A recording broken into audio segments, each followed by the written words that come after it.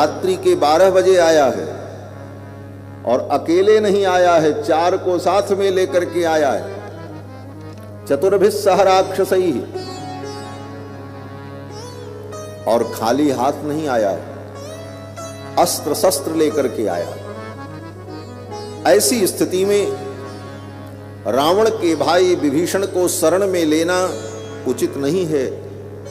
राजनीति के तहत ऐसे अवसर पर शत्रु के भाई को आश्रय देना गड़बड़ हो सकता है। इसलिए विभीषण को बंदी बना लिया जाए और उसका निग्रह किया जाए। तो भगवान श्री राम ने कहा, आनयैनम हरिश्रेष्ठ दत्तमस्याभयं मया। हे हरिश्रेष्ठ, हे वानर राज सुग्रीव, आनयैनम, ले आओ विभीषण को। दत्तमस्याभयं मया, मैंने विभीषण को अभय दे दिया है। मानो भगवान कहना चाहते हैं कि मेरी शरण में आ जाने पर व्यक्ति को निर्भय हो जाना चाहिए। सुग्रीव, तुम मेरी शरण में आने के बाद अभी भी निर्भय नहीं हो पाए? मेरे बल पौरुष पर तुम्हें भरोसा नहीं है? भगवान ने कहा, ले आओ सुग्रीव विभीषण को। अगर वो शरणागति के भाव से आया है तब भी ले आओ, और अगर वो शत्रु भाव से आया है तब भी ले आओ। चिंता मत करो। उभय भांति तेहि आनहु, हसिकह कृपा निकेत। जय कृपालु कहि कपि चले, अंगद हनु समेत। ले आओ। और जब विभीषण जी आए तो भगवान ने कहा कि सकृदेव प्रपन्नाय तवास्मीति च याचते। एक बार प्रपन्न होकर सच्चे मन से कोई व्यक्ति ये कह दे कि हे भगवान, मैं आपका हूं, तवास्मि, तव अस्मि, मैं तुम्हारा हूं, इति याचते, ऐसी अगर वो याचना करता है तो राम जी कहते हैं, अभयम सर्वभूतेभ्यो ददाम्ये तद्व्रतम मम। मेरा ये व्रत है, मैं उसको सब तरफ से अभय कर देता हूं, वो पूर्ण रूप से निर्भय हो जाता है। इसलिए विभीषण को ले आओ। तो भगवान की शरण में आने के लिए बस केवल इतना ही करने की जरूरत है कि भगवान के चरणों में हम प्रणाम करें। रामाय कार्यं नमः, रामात्रस्यति काल भीम भुजगो। और राम जी की शरण में आ जाने पर काल से भी भय नहीं होता है। क्यों बोले? ये काल भी राम जी से डरता है। रामात्रस्यति काल भीम भुजगो, रामस्य सर्वं वसे। क्योंकि सब कुछ राम जी के ही वश में, हमारे आपके बस में कुछ नहीं। सब कुछ राम जी के वश में है, और राम जी की शरण में अब हम आ गए तो हमें निश्चिंत हो जाना चाहिए। और राम जी से मांगना क्या चाहिए आने के बाद? कहते राम जी से यही मांगो कि हे रघुनंदन, आपके चरणों में हमारी भक्ति बनी रहे। बस रामे भक्ति रखंडिता भवतु में। और यही भागवत का भी सिद्धांत है। भागवत के अंतिम अध्याय के अंतिम प्रसंग में वेद व्यास जी यही प्रार्थना करते हैं कि भवे भवे यथा भक्ति ही पादयोस तव जायते। कहीं भी हमारा जन्म हो, किसी भी योनि में हम जाएं, राम जी के चरणों की, भगवान के चरणों की हमें भक्ति मिले। भवे भवे यथा भक्ति ही पादयोस तव जायते, तथा कुरुस्व देवेश नाथस्त्वन्नो यत प्रभो। हे भगवान, यही कृपा करो कि जन्म जन्म आपके चरणों की भक्ति हमें मिले। तो भगवान से यही मांगना चाहिए कि हे प्रभु, आपके चरणों की भक्ति मिले। क्यों? बोले भक्ति मिलेगी तो सब कुछ अपने आप प्राप्त हो जाए। भक्त के लिए कुछ भी दुर्लभ नहीं है। इसलिए भगवान से धन संपत्ति वैभव पुत्र परिवार मांगने की अपेक्षा भगवान के चरणों की भक्ति मांगनी चाहिए। हे भगवान, आप कृपा करो, आपके चरणों की भक्ति हमें मिले। और भक्ति अगर मिल गई तो यस्यास्ति भक्तिर्भगवत्य किंचनाः सर्वैः गुणैः तत्र समासते सुराः। वेदव्यास जी कहते हैं जिसके अंदर भगवान की भक्ति आ गई, सर्वैः गुणैः तत्र समासते सुराः। ये जितने देवता हैं तत्त गुणों को लेकर, उन गुणों के सहित वे देवता आकर के उसके अंदर निवास करने लगते हैं, वो सर्वगुणमय हो जाता है। इसलिए भगवान से भगवान की भक्ति ही मांगनी चाहिए।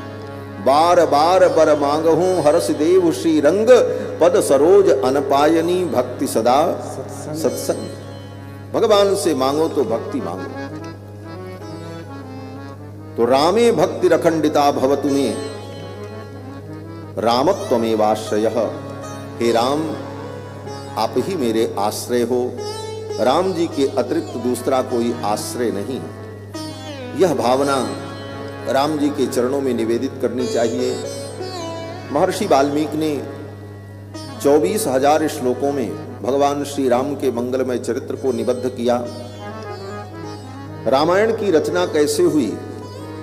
रामायण रचने की प्रेरणा महर्षि वाल्मीकि को देवर्षि नारद के द्वारा प्राप्त हुई और महर्षि ने रामायण लिखकर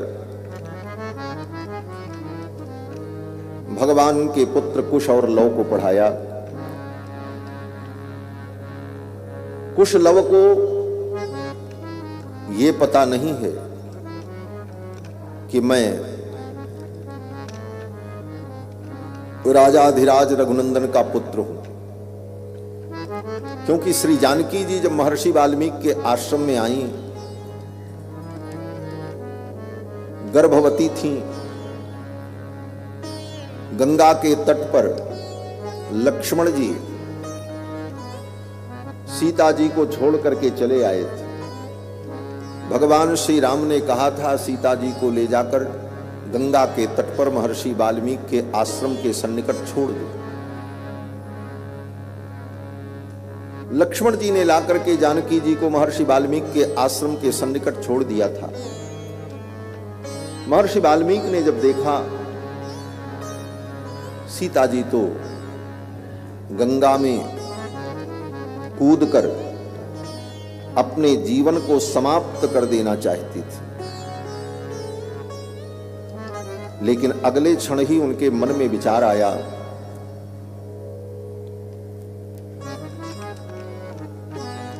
कि मुझे अपने जीवन को समाप्त करने का भी अधिकार नहीं है।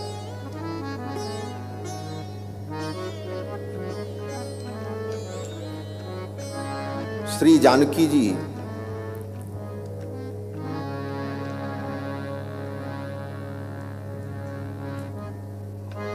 गंगा में कूदना चाहती थी, लेकिन जानकी जी ने विचार किया कि ये जीवन तो रघुनंदन के अधीन है और इस जीवन को समाप्त करने का अधिकार मुझे नहीं है। मुझे जीवन धारण करना चाहिए और इस गर्भ को जन्म देकर, इसे पालकर, योग्य बनाकर रघुनंदन के चरणों में इस बालक को मैं समर्पित कर दूं, तब मेरा दायित्व पूर्ण होगा। क्यों?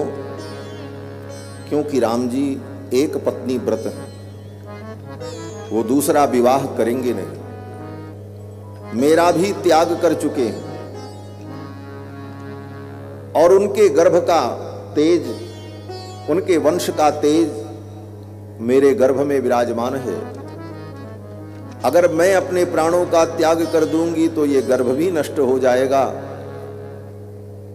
और रघुनंदन का पवित्र वंश समाप्त हो जाएगा। मेरा दायित्व है कि इस बालक को जन्म देकर मैं इसे पाल पोस कर योग्य बनाकर रघुनंदन के चरणों में अर्पित कर दूं, तब मेरा कर्तव्य पूर्ण होगा। इस कर्तव्य को सोचकर श्री जानकी जी ने जीवन धारण करने का संकल्प किया, अन्यथा श्री जानकी जी तो गंगा जी में कूदकर अपने प्राणों का त्याग कर देना चाहती। हमारे आचार्य जन कहते हैं कि रामायण में 3 बार सीता जी का भगवान से वियोग हुआ। पहला वियोग जब सीता जी लंका गई, राम जी से अलग हुई। दूसरा वियोग जब राम जी ने सीता जी का त्याग किया और वाल्मीकि महर्षि के आश्रम में गए। और तीसरा वियोग वाल्मीकि महर्षि के आश्रम से आने के बाद सदा सदा के लिए धरती में चली गई। 3 बार भगवान का सीता जी का विश्लेष हुआ, वियोग हुआ। और इन तीनों वियोग में श्री जानकी जी के 3 दिव्य गुणों का प्रकाश हुआ। लंका गई, इस वियोग में श्री जानकी जी के कृपा गुण का प्रकाश हुआ। जानकी जी लंका कृपा पूर्वक गई, उन असुरों पर कृपा करने के लिए गई। श्री जानकी जी जानती हैं ये असुर कभी राम जी की शरण में आएंगे नहीं, और बिना कारण राम जी इनके यहां जाएंगे नहीं, तो इनको तो कभी राम जी की प्राप्ति नहीं होगी। आसुर स्वभाव होने के कारण ये राम जी की शरण में आएंगे नहीं, और राम जी का इनके यहां जाने का कोई प्रयोजन नहीं होगा, तो इन जीवों को कभी भगवत प्राप्ति नहीं हो सकती, इन्हें भगवान का कभी दर्शन नहीं हो सकता। तो इन असुरों पर कृपा करनी चाहिए। तो कृपा पूर्वक श्री जानकी जी लंका पधारी कि अगर मैं जाऊंगी तो राम जी को आना पड़ेगा, और राम जी आएंगे तो इन असुरों को भी राम जी का दर्शन हो जाएगा और इनका भी उद्धार हो जाएगा। इस कृपा के परवश होकर जानकी जी लंका पधारी। नहीं तो रावण की हिम्मत थी कि वो सीता जी को उठा ले जाता। उद्भव स्थित संहार कारिणीम क्लेशहारिणीम सर्वश्रेयस्करीम सीताम, जो सीता जी सृष्टि की उत्पत्ति पालन संहार तीनों कार्यों में समर्थ हैं, ऐसी सीता जी को रावण उठा ले जाएगा। स्वयं सीता जी कहती हैं लंका में, जब अशोक वाटिका में रावण सीता जी को लेकर के गया तो रावण ने बड़े दुर्वचन कहे, तो सीता जी ने कहा, लंकेश तुम्हें लगता है कि मैं असमर्थ हूं? मैं चाहूं तो इसी क्षण तुमको भस्म कर दूं। ऐसे ही कहा सीता जी ने रावण, लेकिन मैं तुमको भस्म नहीं करूंगी। न त्वां कूर्मि दशग्रीव भस्म भस्मार्ह तेजसा। जानकी जी ने यही कहा, दशग्रीव मैं चाहूं तो इसी क्षण अपने दिव्य तेज के द्वारा तुम्हें और तुम्हारी लंका को एक क्षण में भस्म कर दूं, लेकिन मैं तुम्हें भस्म नहीं करूंगी। न त्वां कूर्मि दशग्रीव भस्म भस्मार्ह तेजसा। क्यों? बोले मैं चाहती हूं कि रघुनाथ जी यहां चल करके आवें और ये असुर उनके शरणागत हों, और अगर शरणागत न हो तो राम जी इन सब का उद्धार करें। इसलिए मैं तुम्हें भस्म नहीं कर रही हूं। न त्वां कूर्मि दशग्रीव भस्म भस्मार्ह तेजसा। इस कृपा के परवश होकर जानकी जी लंका गए। इसके बाद भी रावण को उपदेश किया जानकी जी ने। जब किसी जीव के ऊपर दया आती है तो श्रेष्ठ जन उसे उपदेश करते हैं, उसका मार्गदर्शन करते हैं। रावण सीता जी का हरण करके ले गया, इसके बाद भी जानकी जी कृपा पूर्वक रावण को उपदेश करती हैं और कहती हैं, लंकेश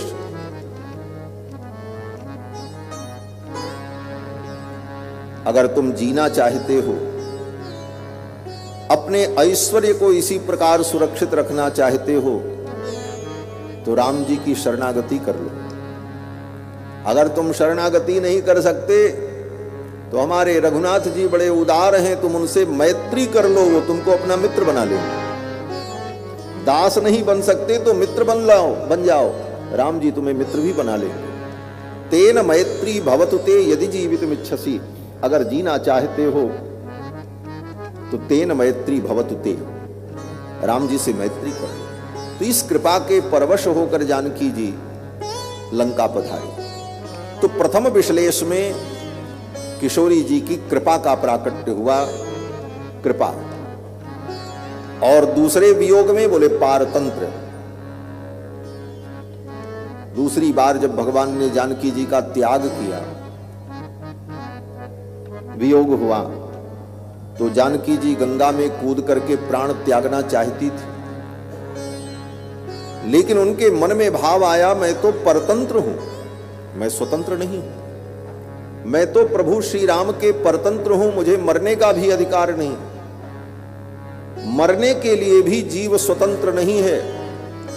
आप अगर अपनी स्वतंत्रता से मरना चाहो कि हम अभी मर जाएं, तो शास्त्र कहता है आपको आत्महत्या का पाप लगेगा। क्यों? बोले हम मरने के लिए स्वतंत्र नहीं। जब हम पैदा होने के लिए स्वतंत्र नहीं थे, जीने में स्वतंत्र नहीं थे, तो मरने में स्वतंत्र कैसे हो सकते? जीव सर्वथा भगवान के परतंत्र है।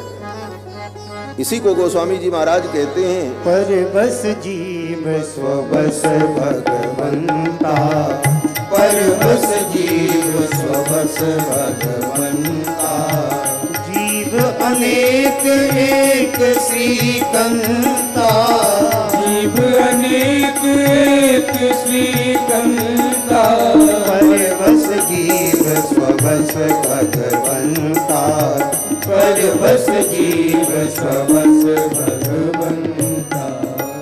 हम जीव हैं और भगवान के परतंत्र हैं।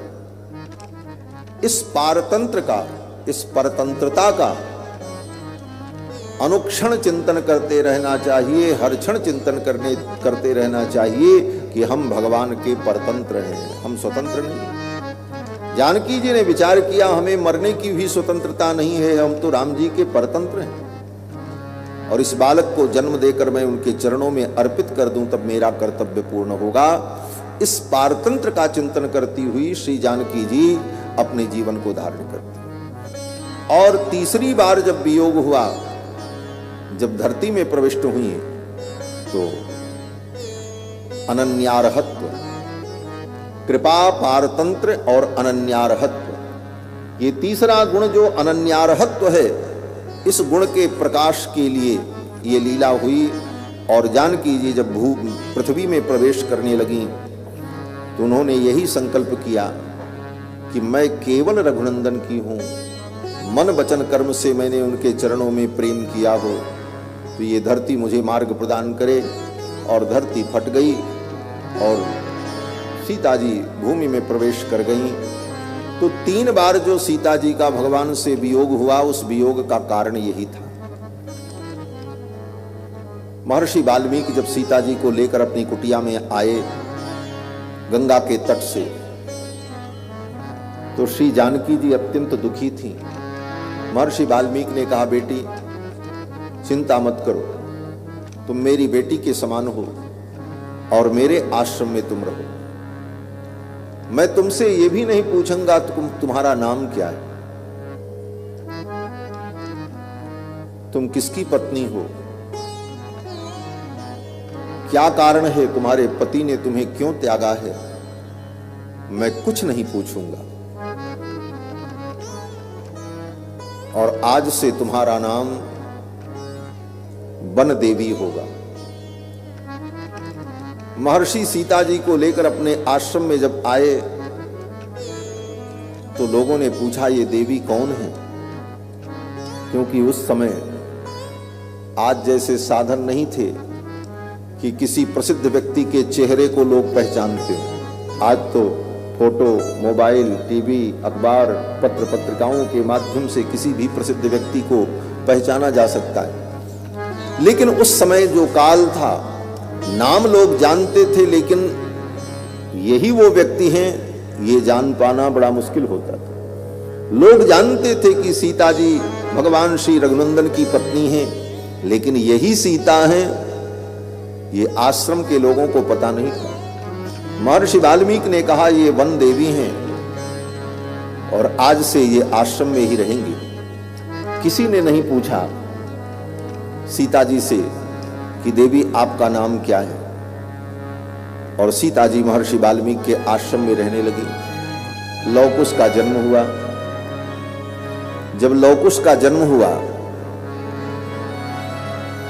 तो बालक के जन्म लेने पर पिता के द्वारा अथवा पिता के कुल में उत्पन्न किसी पुरुष के द्वारा उस बालक का जात कर्म संस्कार होना चाहिए। महर्षि वाल्मीकि ने विचार किया इन बालकों का जात कर्म संस्कार कैसे होगा। राम जी तो यहां आएंगे नहीं और कोई यहां आने वाला नहीं है। जब सीता जी को प्रसव वेदना होने लगी तो महर्षि वाल्मीकि को बड़ी चिंता हुई।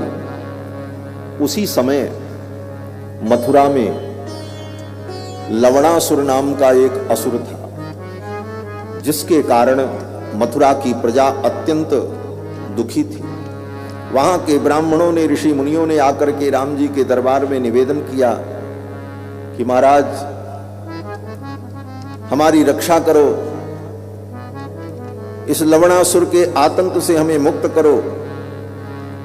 तो भगवान श्री राम ने अपनी सभा में अपने भाइयों से कहा कि कौन जाएगा लवणासुर का वध करने के लिए।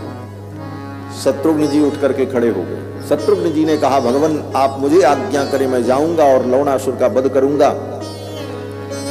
और मथुरा की प्रजा को भयमुक्त कर दूंगा। भगवान ने कहा ठीक है। उसी समय शत्रुघ्न जी को बुलाकर भगवान श्री राम ने मथुरा के राजा के रूप में अभिषेक कर दिया। अयोध्या में ही शत्रुघ्न जी का अभिषेक कर दिया राम जी ने। आज से मथुरा के राजा तुम हो और जाओ लवणासुर का वध करके वहां पर धर्म राज्य की स्थापना करो। शत्रुघ्न जी महाराज सेना लेकर के चल पड़े। शत्रुघ्न जी ने सोचा प्रभु का आशीर्वाद तो मिल गया लेकिन मैया का आशीर्वाद नहीं मिला। चलो इधर से चलते हुए महर्षि वाल्मीकि के आश्रम में होकर मां जानकी का दर्शन करके तब मैं मथुरा जाऊं। और अपनी सेना लेकर, अपने परिकरों को लेकर शत्रुघ्न जी उसी मार्ग से जा रहे थे। और जिस रात्रि में सीता जी को प्रसव वेदना हुई उसी रात्रि में शत्रुघ्न जी महाराज महर्षि वाल्मीकि के आश्रम में पहुंच गए। यामेव रात्रिम शत्रुघ्नः पर्णशालां समाविशत तामेव रात्रिम सीतापि प्रसूता दारकद्वयम्। उधर सीता जी को प्रसव वेदना हो रही थी, तब तक शत्रुघ्न जी अपने परिकरों को लेकर के महर्षि वाल्मीकि के आश्रम में प्रविष्ट हुए। महर्षि वाल्मीकि प्रसन्न हो गए। अब मैं निश्चिंत हो गया। रघुकुल के राजकुमार आ गए हैं, अब इन्हीं के द्वारा बालकों का जात कर्म संस्कार हो जाएगा। और रात्रि में सीता जी ने सुंदर 2 पुत्रों को जन्म दिया। शत्रुघ्न जी ने दोनों कुमारों का जात कर्म संस्कार किया और फिर मां का आशीर्वाद प्राप्त करके, गुरुदेव का आशीर्वाद प्राप्त करके शत्रुघ्न जी मथुरा पर आक्रमण करने के लिए, लवणासुर का वध करने के लिए चले गए। और इस प्रकार कुश और लव का जन्म हुआ। दोनों कुमार बड़े हुए। महर्षि ने उनका यज्ञोपवीत संस्कार किया और समस्त विद्याएं प्रदान की। वेदादि शास्त्रों का अध्ययन कराया। जब कभी भी लवकुश पूछते थे कि मेरे पिताजी कौन हैं, तो महर्षि वाल्मीकि कह देते थे। पिता का नाम क्यों पूछते? मां से पूछते थे तो मां जानकी रोने लग जाती थी, आंखों में आंसू आ जाते थे। इसलिए लवकुश ने अपनी मां से पिताजी का परिचय पूछना छोड़ दिया, कभी पूछा ही नहीं। गुरुदेव से पूछा, गुरुदेव हमारे पिता कौन हैं? महर्षि वाल्मीकि ने कहा, पिता को क्यों जानना चाहते? लवकुश ने कहा, कोई अगर पूछे कि हमारे पिता कौन हैं तो मैं क्या बताऊं?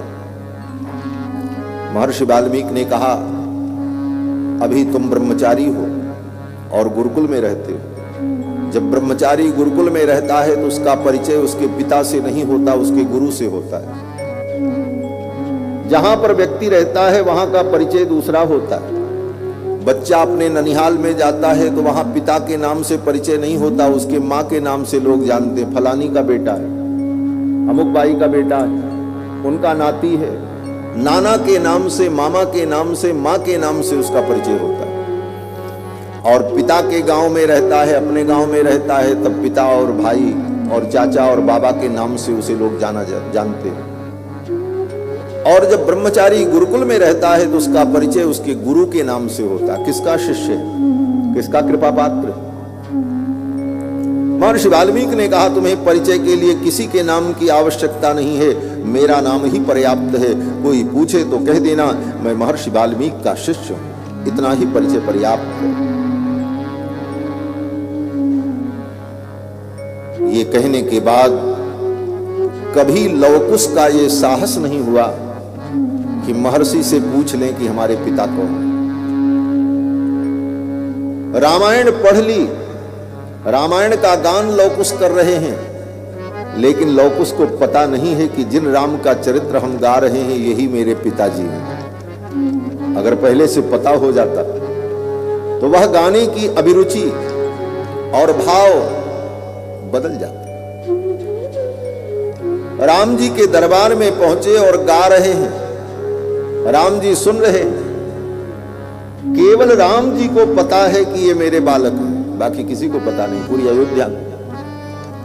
लवकुश को भी पता नहीं है कि ये मेरे पिताजी हैं जो विराजमान होकर कथा श्रवण कर रहे हैं। इस रहस्य को जानने वाले केवल 3 लोग, एक मां जानकी, दूसरे महर्षि वाल्मीकि और तीसरे राम जी, चौथा कोई नहीं जानता। लवकुश अयोध्या के दरबार में, राम जी के दरबार में इस कथा का गायन करने लगे। कथा के गायन की 2 विधि होती है, एक मार्ग पद्धति और एक देशी पद्धति। देशी पद्धति का मतलब होता है जिस भाषा को समझने वाले कम लोग हों, जिस भाषा का प्रयोग सीमित दायरे में होता हो, उस भाषा में भगवान की कथा का वर्णन करना ये देशी पद्धति होती है। और मार्ग पद्धति बोले जिस भाषा को अधिक लोग समझते हों और अधिक लोगों के बोलचाल की भाषा हो, उस भाषा में भगवान की कथा का वर्णन किया जाए तो उसको मार्ग पद्धति कहते हैं। महर्षि वाल्मीकि लिखते हैं कि ततस्तुतौ राम वच प्रचोदिता अगायतां मार्ग विधान संपदा। ततस्तुतौ राम वच प्रचोदितौ, भगवान श्री राम के कहने पर, उनकी प्रेरणा से, अगायताम, दोनों भाई रामायण का गान करने लगे। किस पद्धति से? बोले मार्ग विधान संपदा, मार्ग पद्धति से। मार्ग पद्धति क्या है? बोले जिस भाषा को समझने वाले अधिकतम लोग हों उस भाषा में भगवान के चरित्र का वर्णन करना। तो अवध में जो अवध के बोलचाल की भाषा और वहां के लोग समझ सके, उस पद्धति से कुश और लव भगवान की कथा का गान करने लगे और सर्वप्रथम अयोध्या का वर्णन किया, क्योंकि अयोध्या से ही ये कथा प्रारंभ होती। अयोध्या में ही राम जी का प्राकट्य हुआ। रघुवंश की दिव्य परंपरा अयोध्या में लाखों वर्षों से चली आई, इसलिए सर्वप्रथम अयोध्यापुरी का वर्णन किया। सबसे धन्य तो अयोध्यापुरी है जिस अयोध्यापुरी को सौभाग्य मिला कि राम जी ने उस अयोध्या में अवतार लिया। राम जी तो कहीं भी अवतार ले सकते थे, अयोध्या में ही अवतार क्यों लिया? क्योंकि राम जी को अयोध्या अत्यंत प्रिय है। स्वयंभू मनु और शत्रुपा ने जब तप किया नैमिषारण्य में, स्वयंभू मनु और शत्रुपा ने भगवान से कहा, प्रभु मैं आपको पुत्र रूप में चाहता हूं, चाहूं तुम ही समान सुत, प्रभुसन कवन दुराओ, आप मेरे पुत्र बन जाओ। तो भगवान ने कहा मैं आपका पुत्र बन जाऊंगा, लेकिन हमारी एक शर्त है। बोले क्या शर्त है? बोले जब आप अयोध्या के राजा बनोगे तब मैं आपका बेटा बनूंगा। होई हूं अवध भुआल तब मैं होव तुम्हार सुत, जब आप अयोध्या के राजा बनेंगे तब मैं आपका बेटा बनूंगा। अगर कहीं दूसरी जगह के आप राजा बने, दिल्ली और दौलताबाद के आप राजा बने, तब मैं आपका बेटा नहीं बनूंगा, क्योंकि मैं अयोध्या का राजकुमार अपने को कहलाना चाहता हूं। अयोध्या से इतना प्रेम भगवान को, भगवान ने कहा जब आप अयोध्या के राजा बनोगे तब मैं आपका बेटा बनूंगा। होई हो अवध भुआल तब मैं होब तुम्हार सुत। अयोध्या भगवान को परम प्रिय है। और अयोध्या क्या है? बोले समस्त तीर्थों में प्रथम परिगणित तीर्थ अयोध्या है। जब भी तीर्थों का नाम आता है तो सबसे पहले अयोध्या का नाम ही लिया जाता है। अयोध्या मथुरा माया काशी कांची हेमंतिका।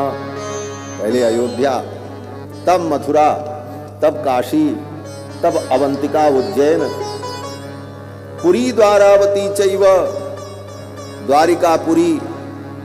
इन सब पुरियों का नाम बाद में आता है, सबसे पहले अयोध्या का नाम आता है। अयोध्या मथुरा माया काशी कांची हेमंतिका। और अयोध्या सृष्टि की प्रथम नगरी, सृष्टि का प्रारंभ ही अयोध्या से हुआ। मनुष्यों के पूर्वज महाराज मनु अयोध्या के राजा थे, वहीं से मानवीय सृष्टि का विस्तार हुआ। तो विश्व की प्रथम नगरी अयोध्या नगरी। और अयोध्या की विशेषता क्या है?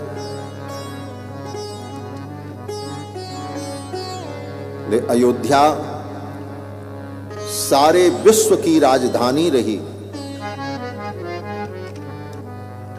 धरती पर अगर कोई ऐसी राजधानी हो जिस राजधानी में बैठकर संपूर्ण विश्व पर शासन किया गया हो, तो वो राजधानी अयोध्या है।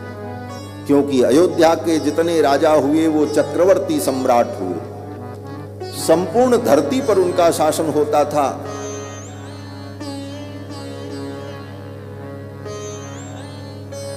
और धरती पर जितने राजा वो सब अयोध्या राज्य के अधीन होते।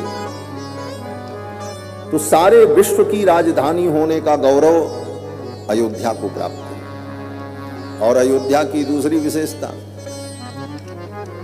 आज तक के इतिहास में कभी कोई राजा अयोध्या को जीत नहीं सका। अयोध्या में कभी युद्ध हुआ हो ये किसी ग्रंथ में मिलता नहीं। ये बात अलग है कि कलयुग में दुष्टों ने वहां पर उपद्रव किया, लेकिन अयोध्या में कभी युद्ध हुआ हो ये कहीं प्रमाण नहीं है। इसीलिए उसका नाम अयोध्या है। अयोध्या का मतलब क्या होता है? योद्धुम अयोग्या अयोध्या। जो युद्ध के योग्य नहीं है, जिसे युद्ध में जीता नहीं जा सकता, कोई भी योद्धा अयोध्या को जीत नहीं सकता, इसलिए उसका नाम अयोध्या है। अयोध्या नाम नगरी तत्रासी लोक विश्रुता। और अयोध्यापुरी को सभी लोकों में लोग जानते, आज ही नहीं। राम जी के अवतार काल के पहले से अयोध्यापुरी को पूरे ब्रह्मांड में जाना जाता था। महर्षि वाल्मीकि कहते हैं कि अयोध्या नाम नगरी तत्रासी लोक विश्रुता मनुना मानवेंद्रेण या पुरी निर्मिता स्वयं।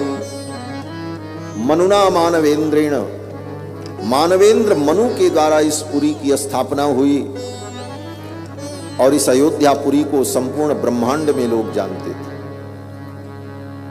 आज भी है।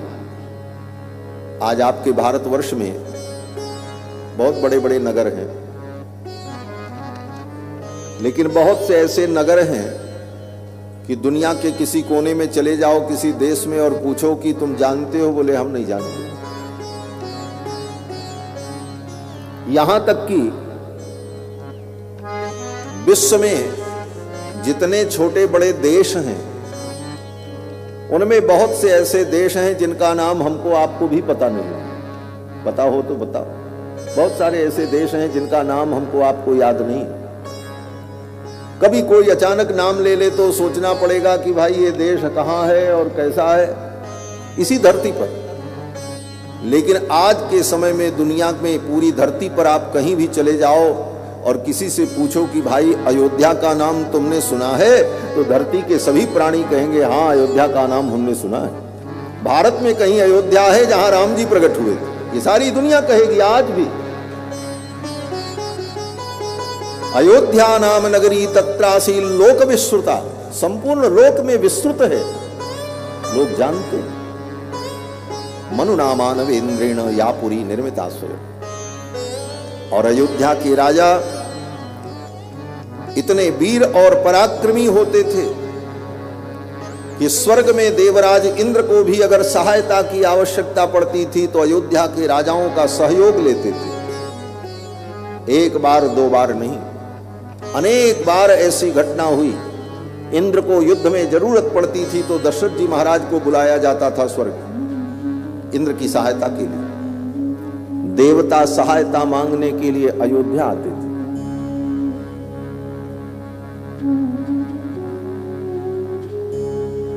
रघुवंश के बहुत ऐसे राजा हुए, पराक्रमी वीर, जिनका सहयोग प्राप्त करने के लिए स्वर्ग के देवता आते थे।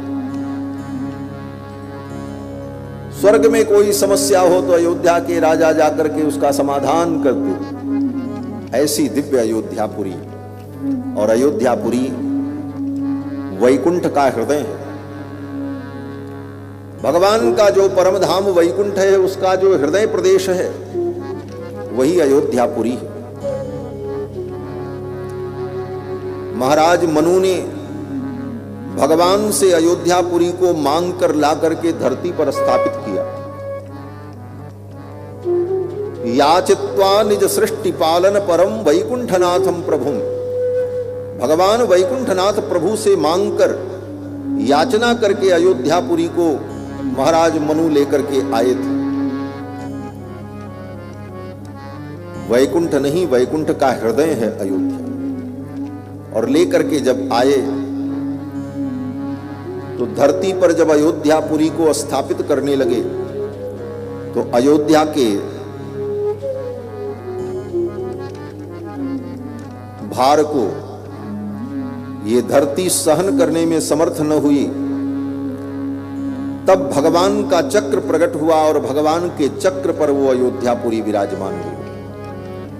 अष्ट चक्रा नवद्वारा देवानाम पूह अयोध्या। अयोध्या भगवान के चक्र पर विराजमान है। या चक्रो परिराजते भुवि सदा। भगवान के सुदर्शन चक्र पर विराजमान अयोध्यापुरी जो संसार के प्राणियों को संसार चक्र से मुक्ति प्रदान करती है। अयोध्या में कोई अपने प्राण का त्याग कर दे तो संसार बंधन से मुक्त होकर सीधे वैकुंठ ही जाता है। संसार चक्र को छुड़ाने वाली पूरी अयोध्या भगवान के चक्र पर विराजमान है। और भी पुरियां मुक्ति प्रदान करती हैं। काशी में भी मुक्ति मिलती है। काश्याम मरणान मुक्ति ही। वेद कहता है काशी में मरने पर मुक्ति मिलेगी, लेकिन काशी में कहां मुक्ति मिलेगी? बोले जल में और स्थल में। गंगायाम जले मुक्ति ही, वाराणस्याम जले थले, गंगा के जल में मुक्ति।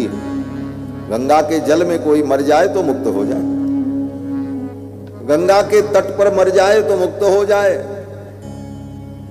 और काशी में, बोले काशी में जल और थल दोनों में मुक्ति है। लेकिन काशी में कोई अगर 2 मंजिले मकान पे ऊपर वाले पोर्शन में मर जाए तो मुक्ति नहीं। क्यों? बोले नीचे आकाश का व्यवधान हो गया, धरती पर मरे तब मुक्ति। इसीलिए काशी में परंपरा है, अगर कोई मरणासन्न होता है तो तुरंत उसको बिस्तर से, खाट से उतार कर जमीन पर लेटा दिया जाता है। क्यों? धरती का संबंध हो, बीच में आकाश का व्यवधान हो तो मुक्ति नहीं होगी। तो गंगायाम जले मुक्ति, वाराणस्याम जले थले। और अयोध्या में कहते हैं जले थले अंतरिक्षेवा अयोध्या मोक्षदा सदा। अयोध्या में कोई जल में मर जाए, स्थल में मर जाए, अंतरिक्ष में भी मर जाए तो उसको मुक्ति की प्राप्ति हो जाती है। वो अयोध्या में। चार खाने जग जीव अपारा, चार खाने जग जीव अपारा। अवध तजे तनु नहीं संसारा, अवध तजे तनु नहीं संसारा, अवध तजे तनु नहीं संसारा, अवध तजे तनु नहीं संसारा। चार खाने जग जीव अपारा, चार खाने जग जीव अपारा, चार खाने जग जीव। गोस्वामी तुलसीदास जी महाराज कहते हैं, चार खान जग जीव अपारा, अवध तजे तनु नहीं संसारा। 4 प्रकार के जीव होते हैं, जिस खान से जीव पैदा होते हैं, 4 खान ही। जैसे सोना की खान से सोना पैदा होता है, हीरे की खदान से हीरा पैदा होता है। तो 4 खान जग जीव अपारा। संसार के जितने जीव हैं उनकी 4 जो खानी है, उनकी उत्पत्ति क्या क्या? अंडज, पिंडज, उद्भिज और स्वेदज। संसार के जितने प्राणी हैं ये 4 प्रकार से ही पैदा होते हैं। अंडज, अंडज माने जो अंडा से पैदा होते हैं। जैसे पक्षी, सर्प, पहले अंडा पैदा होता है फिर वो अंडे से निकलते हैं, उनको कहते हैं अंडज। और पिंडज, पिंडज माने माँ के गर्भ में पिंड बनता है, फिर उस पिंड में ही हाथ पैर का निर्माण होता है और सीधे हाथ पैर शरीर के सहित वो पैदा होता है। जैसे मनुष्य, गाय, भैंस, बकरी, ये पशु। अंडज और पिंडज 2 हुए। और तीसरे उद्भिज। उद्भिज माने जो धरती को फोड़ करके पैदा होते हैं। पेड़, लता, वनस्पति, बरसात के वो कीड़े जो वर्षा ऋतु में अपने आप धरती से पैदा होते हैं। तो ये हुए उद्भिज। और चौथी कोटि है जीव की स्वेदज। स्वेदज माने मनुष्य के शरीर की गंदगी से पैदा होने वाले कीट, जीव। जैसे खटमल, जूं, ये सब जो जीव हैं ये स्वेदज हैं। हमारे आपके शरीर का जो स्वेद है, पसीना है, उससे उत्पन्न होने वाले। तो 4 प्रकार के जीव, अंडज, स्वेदज, उद्भिज, पिंडज। 4 खान जग जीव अपारा, अवध तजे तनु नहीं संसारा। ये 4 प्रकार के जीव, कोई भी जीव अगर अयोध्या में मर जाए तो उनको वैकुंठ की प्राप्ति हो जाती है, संसार का बंधन छूट जाता है। वो अयोध्यापुरी है। अयोध्यापुरी का एक एक रज, एक एक कण कितना पवित्र है। आप विचार करो, भगवान श्री कृष्ण 125 वर्ष तक प्रगट रूप से इस धरती पर विराजे 125 वर्ष, और उस 125 वर्ष में भगवान श्री कृष्ण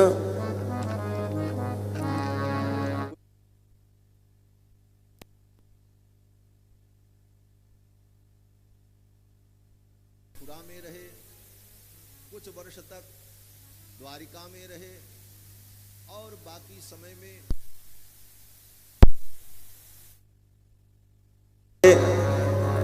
कुल मिलाकर के 125 वर्ष की लीला। उसमें 10 वर्ष भगवान वृंदावन में रहे, तो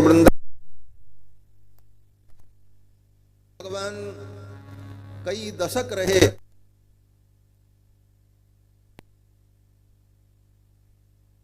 जिस अयोध्यापुरी में 11,000 वर्ष तक भगवान प्रकट होकर के विराजे हों, उस अयोध्यापुरी का क्या वर्णन किया। 11,000 वर्ष तक भगवान श्री राम के निरावरण चरण का संश्लेष प्राप्त की अयोध्या की धरती, और भगवान श्री राम के श्री चरणारविंद के संस्पर्श से अयोध्या का एक एक रज राममय हो गया। अवध धाम की रज कणिका पर अमित ब्रह्म विश्राम, हमें तो रघुनंदन सो काम, और देव के ही काज छे से ये छाड़ लखन श्री राम, हमें तो रघुनंदन सो काम।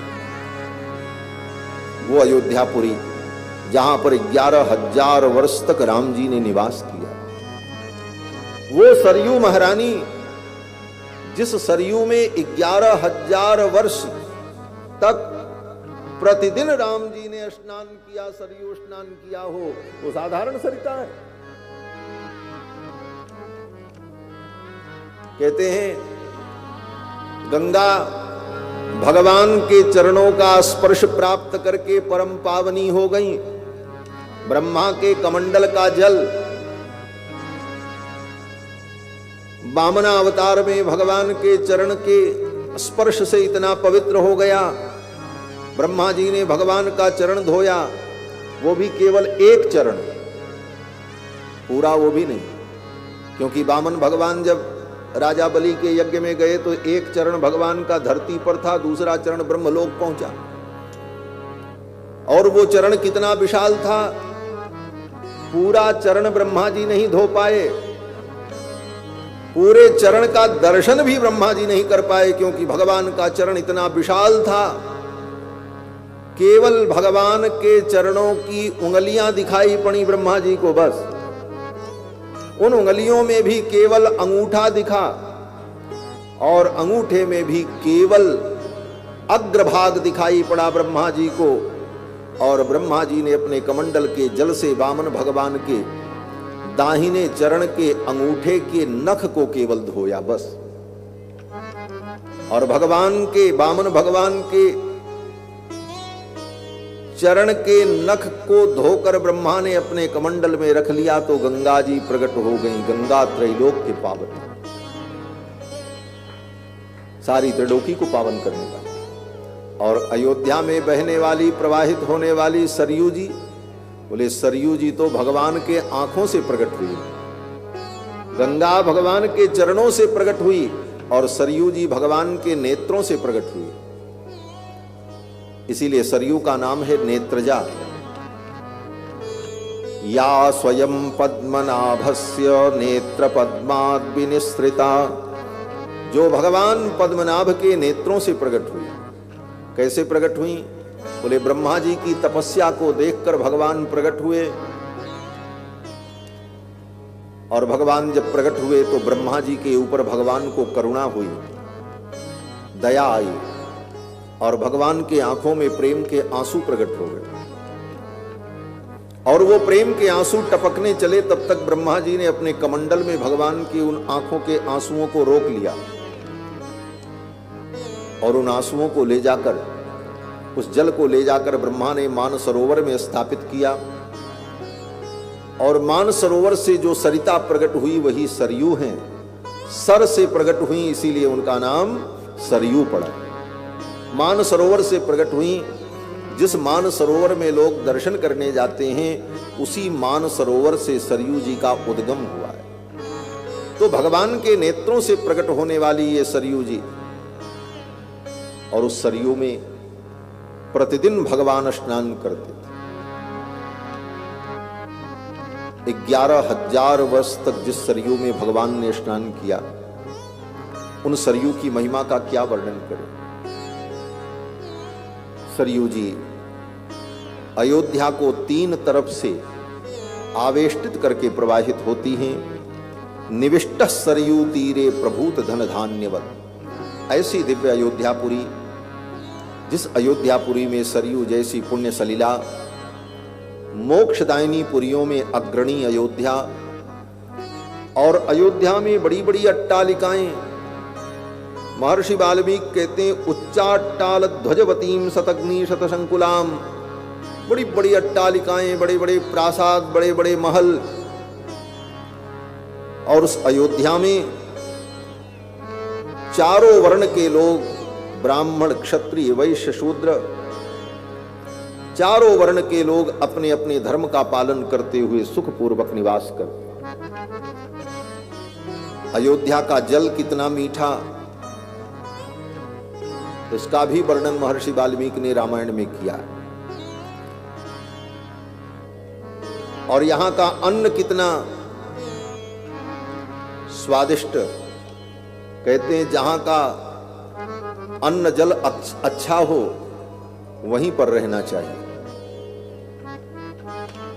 वृंदावन दिव्य भगवान का धाम है,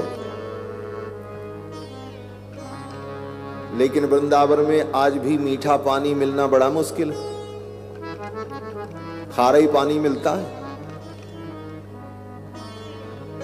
और अयोध्या में,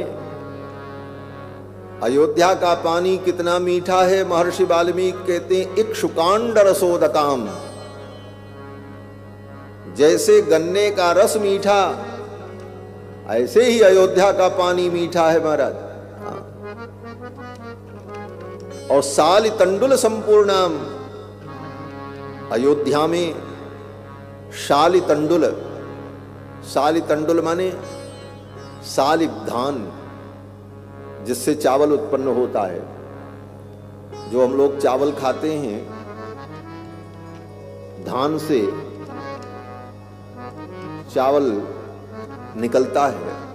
तो वो धान जो होता है वो 2 प्रकार का होता है। एक होता है शाली और एक होता है ब्रीही।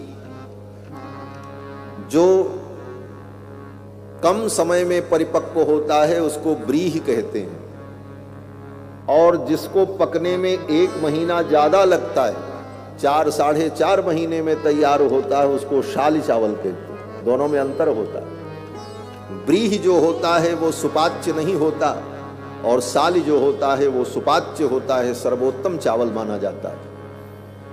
महर्षि वाल्मीकि कहते हैं अयोध्या के क्षेत्र में सर्वत्र साली चावल उत्पन्न होता था। साली तंडुल संपूर्णाम इक्षुकांड रसोदकाम। तो अयोध्या का अन्न जल इतना मधुर और इतना अद्भुत। एक सर्ग में कुश और लव ने अयोध्या के इस वैभव का वर्णन किया है। और अयोध्या में बड़े बड़े वेद के विद्वान महाराज लवकुश कहते हैं कि द्विजोत्तमैर वेद षडंग पार गई ही। 6 अंगों के सहित वेद का ज्ञान रखने वाले बड़े बड़े विद्वान जिस अयोध्यापुरी में निवास करते हैं, ऐसी दिव्य भगवान की पुरी अयोध्यापुरी। और उस अयोध्या के राजा उस काल में महाराज दशरथ थे। तस्याम पुर्याम अयोध्यायाम वेदविद सर्व संग्रह। उस समय अयोध्या के राजा महाराज दशरथ, जो बड़े ज्ञानी और सर्व संग्रह, उनके पास सब प्रकार का संग्रह था। केवल बहुमूल्य रत्न सोना चांदी और धन संपत्ति का संग्रह ही नहीं था, सर्व संग्रह। बड़े बड़े विद्वानों का उन्होंने अपने जीवन में संग्रह किया। वामदेव, जाबाली, मार्कंडेय, कात्यायन, वशिष्ठ, ऐसे ऐसे परम विद्वान महाराज दशरथ के दरबार में धर्मोपदेष्टा थे। बड़े बड़े विद्वानों का संग्रह किया महाराज दशरथ ने, बड़े बड़े वीरों का संग्रह किया, बड़े बड़े विद्वान, बड़े बड़े दैवज्ञ, ज्योतिषी, समस्त प्रकार की कलाओं में प्रवीण लोगों का भी संग्रह महाराज दशरथ ने अपने जीवन में किया था। उसी का राज्य सर्वोत्तम राज्य होता है जिस राजा के राज्य में केवल वस्तु का संग्रह न हो अपितु व्यक्तियों का भी संग्रह हो। उच्च कोटि के व्यक्तित्व संपन्न लोगों का संग्रह भी महाराज दशरथ ने अपने जीवन में किया था। इसीलिए महर्षि वाल्मीकि कहते हैं कि तस्याम पुर्याम अयोध्यायाम वेदवित् सर्व संग्रह, सब प्रकार का संग्रह उनके पास था। दीर्घदर्शी महातेजा, दशरथ जी बड़े दूरदर्शी थे और परम तेजस्वी। पौरजानपद प्रिय, अपनी प्रजा को अत्यंत प्रिय थे, प्रजा उनसे बहुत प्रेम करती थी और महाराज दशरथ भी अपनी प्रजा को बहुत प्रेम करते थे। इक्ष्वाकूणाम अतिरथो, और इक्ष्वाकु वंश के अतिरथी वीर महाराज दशरथ। यज्वा धर्म परो वशी, और दशरथ जी महाराज बड़े धार्मिक थे। यज्वा, यज्वा माने बड़े बड़े यज्ञों का उन्होंने संपादन किया, बड़े बड़े यज्ञ किए और उन यज्ञों में प्रचुर मात्रा में ब्राह्मणों को, ऋषियों को दक्षिणा देकर उन्हें संतुष्ट किया। ऐसे यज्वा महाराज दशरथ धर्म परो वशी और धर्म परायण थे। वशी,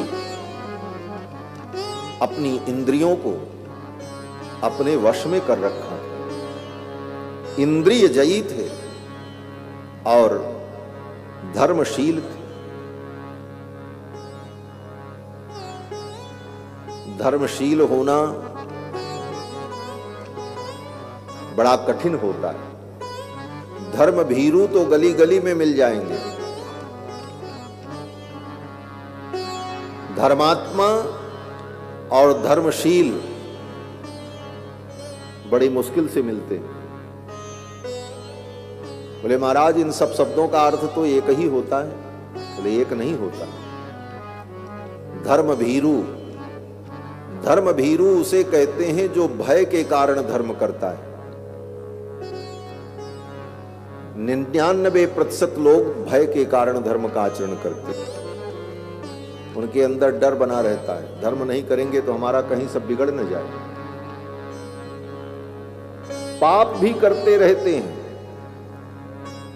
अकृत्यकरण भी करते रहते हैं और भीतर से डर बना रहता है कि इतनी गलतियां हमने की हैं, सब कहीं बिगड़ न जाए, इसलिए कुछ धर्म करो, दान करो, पुण्य करो। ऐसे लोग जो हैं वो धर्म भीरू हैं, वो भय के कारण धर्म का आचरण करते हैं। धर्म भीरुओं की संख्या ज्यादा होती। धर्मात्मा, धर्मात्मा माने धर्म को ही जिसने अपनी आत्मा मान ली है। जैसे आत्मा से व्यक्ति को प्रेम होता है उतना धर्म से प्रेम हो जाए। आत्मा से कितना प्रेम होता है? बोले अपनी आत्मा सबको अत्यंत प्रिय होती है। अपनी आत्मा के लिए वो दुनिया छोड़ सकता है हमारा। हाँ? जब अपनी आत्मा पर बात आ जाएगी तो व्यक्ति माँ बाप भाई बंधु सब को छोड़ देता है। आत्मार्थे पृथ्वी त्यजेत, शास्त्र कहता है अपने लिए व्यक्ति संपूर्ण पृथ्वी का त्याग कर देता है। आत्मा से ज्यादा प्रिय कुछ नहीं है दुनिया में किसी को भी, चाहे हम हो चाहे आप। तो जितनी प्रिय आत्मा है उतना ही हमको धर्म प्रिय हो जाए। वह व्यक्ति कौन है? बोले वो धर्मात्मा है।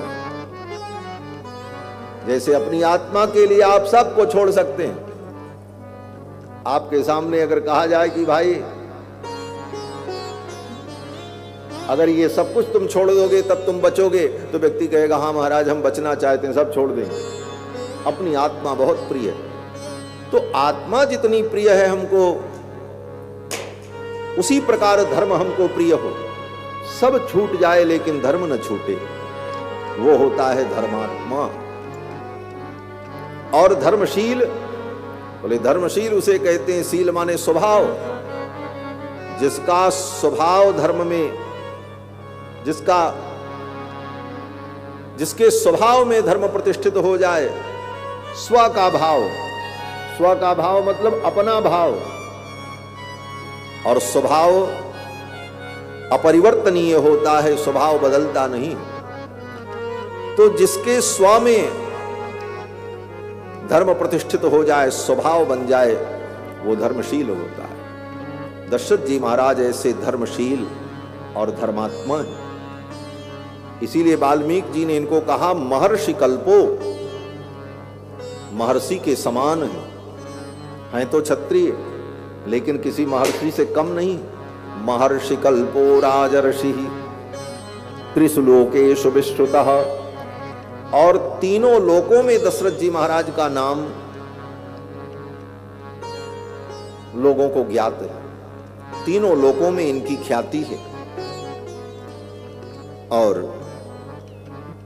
महाराज दशरथ सर्वगुण संपन्न।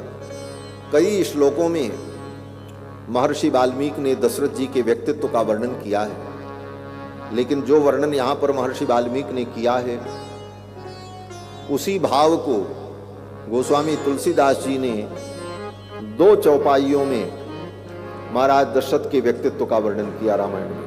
अवधिपुरी रघुकुल मनि रावो, अवधिपुरी रघुकुल मनि रावो, वेद विदित तेहि दशरथ नावो, वेद विदित तेहि दशरथ नावो। धर्म धुरंधर गुण निधि ज्ञानी, धर्म धुरंधर गुण निधि ज्ञानी। हृदय भगति मति सारंग पानी, हृदय भगति मति सारंग पानी। कौसल्यादि नारी प्रिय सब आचरण पुनीत, कौसल्यादि नारी प्रिय सब आचरण पुनीत।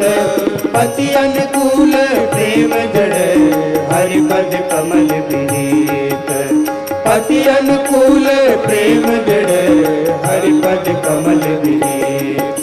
हाँ हरि पद कमल विनीत, हरि पद कमल विनीत। दशरथ जी महाराज परम धर्मात्मा, लेकिन इन्हें कोई संतान नहीं। 3 रानियां दशरथ जी की, महारानी कौशल्या, महारानी सुमित्रा और महारानी केकई, ये 3 पट रानी हैं। और इसके अतिरिक्त 350 रानियां दशरथ जी महाराज की, 350 साधारण रानियां और 3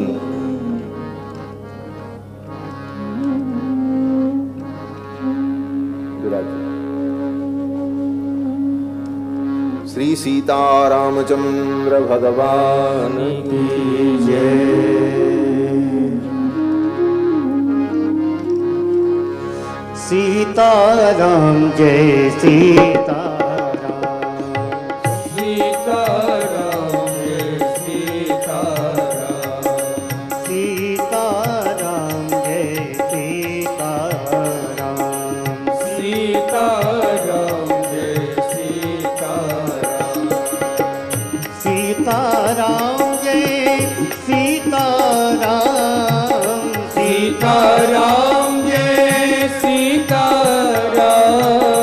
सीताराम जय सीताराम, सीताराम जय सीताराम, सीताराम जय सीताराम, सीताराम जय सीताराम, सीताराम जय सीताराम, सीताराम जय सीताराम। श्री सीतारामचंद्र भगवान की जय। महाराज दशरथ की 3 रानियां पट्ट महिषी, महारानी कौशल्या, महारानी सुमित्रा और महारानी केकई। महारानी कौशल्या बड़ी रानी और सुमित्रा जी द्वितीय हैं और कनिष्ठा छोटी महारानी कैकेयी है। और 350 अन्य पत्नियां महाराज दशरथ की। लेकिन महाराज दशरथ को कोई संतान नहीं। चौथी अवस्था आ गई। 60,000 वर्ष के हो गए दशरथ जी महाराज। बोले 60,000 वर्ष? बोले त्रेता युग था। त्रेता युग में व्यक्ति की आयु हजारों वर्ष की होती है। द्वापर युग आने पर वो आयु घटकर सैकड़ों हो जाती है और कलयुग आने पर औसत आयु 100 वर्ष रह जाती है। बस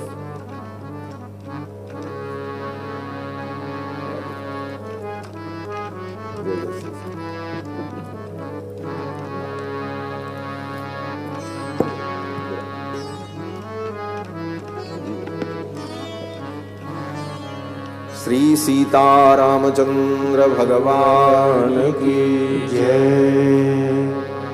जय जय श्री सीताराम। सालासर मंदिर के पूज्य महाराज श्री पधारे, आपका अभिनंदन स्वागत।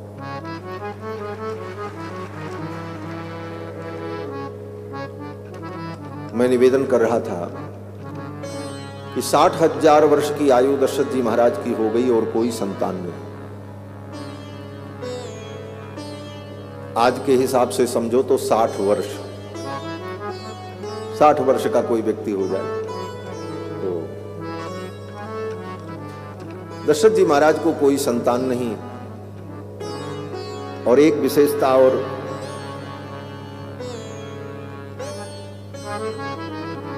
आज तक दशरथ जी महाराज ने संतान प्राप्ति के लिए